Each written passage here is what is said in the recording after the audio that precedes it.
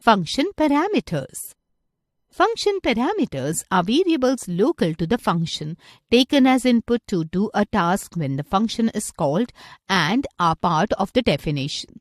Arguments are the values that are passed on to the function received by the function as a parameter. A function can have more than one parameter, and in this case order in which arguments are passed matters.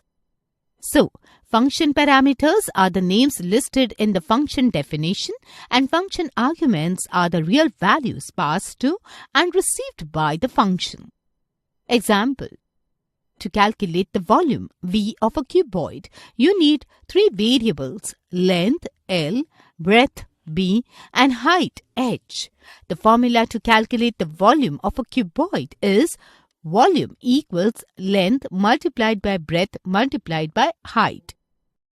You can make a function named volume of cuboid which takes parameters L, B, and H. Now, the function will look like volume of cuboid L, B, H, curly bracket, return L multiplied by B multiplied by H, close curly bracket. You only need to provide the value of length L, breadth B, height H.